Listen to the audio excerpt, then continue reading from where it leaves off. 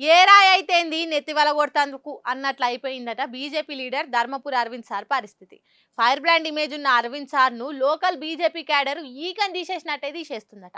అసలు ఆయనకు టికెట్ ఇస్తే ఊకునేదే లేదని తెగేసి చెప్తుండట.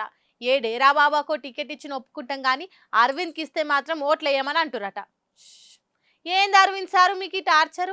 అందరికి అరవింద్ అన్న జలకిస్తే ఇగో ఇక్కడెవరో అరవింద్ అన్నకే జలకిచ్చి దడుచుకునేటట్లు చేస్తుండ్రట. పాపం అరవింద్ సారు మస్తు కష్టపడి మోడీ సార్ నొప్పించి మెప్పించి పసుపు బోర్డు తీసుకొచ్చి పార్టీకి వెయిట్ తీసుకొచ్చినా కూడా పార్టీలో పెద్దగా పతారే లేకుండా పోయిందట. నిజామాబాద్ ఎంపీ టికెట్ మళ్ళీ ఆయనకే ఇచ్చినా దాన్ని ఎవ్వరు ఒప్పుకుంటలేరట లోకల్ లీడర్లు. ఆయన ఏం చేసిండని మళ్ళీ ఆయనకే ఇచ్చిండ్రు. అరవింద్ కంటే ఇంకెవ్వరికి ఇచ్చినా గెలుస్తాం అక్కడ అని సలహాలు ఇస్తురట. మరీ అంత కాదంటే ఏ డేరా బాబాకో స్వామి నిత్యానందకో ఇచ్చిన సపోర్ట్ చేస్తాం గానీ ఈ అరవింద్ బాబాకు సపోర్ట్ చేయమని ఊరూరికి తిరిగి ప్రచారం చేస్తుండ్రు బీజేపీ లీడర్ మీసాల శ్రీనివాసు, కార్పొరేటర్ సవిత. అంటే అరవింద్ సార్ కంటే డేరా బాబా నిత్యానందనే క్యారెక్టర్ పరంగా నయమట. అసలు నిజామాబాద్ కెళ్లే కాదు ఆయన లోక్సభ బరిలో నిలబడతందుకే అనర్హుడట. ఇప్పటికైనా మించిపోయింది ఏం లేదు. ఇంకోసారి సోచాయించి నిజామాబాద్ క్యాండిడేట్ ను మారిస్తే మంచిదని చెప్తుండ్రు. ఇంత కుల్లంకుల్లా విషయం చెప్పినా కూడా క్యాండిడేట్ ని మారవకపోతే ఇక పార్టీకి నష్టం తప్పదని హెచ్చరిక చేసిండ్రు. అరవింద్ నే ఉంచుతామని చెప్పినా ఈనకుండా ఎలక్షన్ కు పోతే మాత్రం ఓడిపోవుడు పక్కనట. ఏం అరవింద్ సారు నీ మాటలతోని పంచ్ డైలాగ్ తోని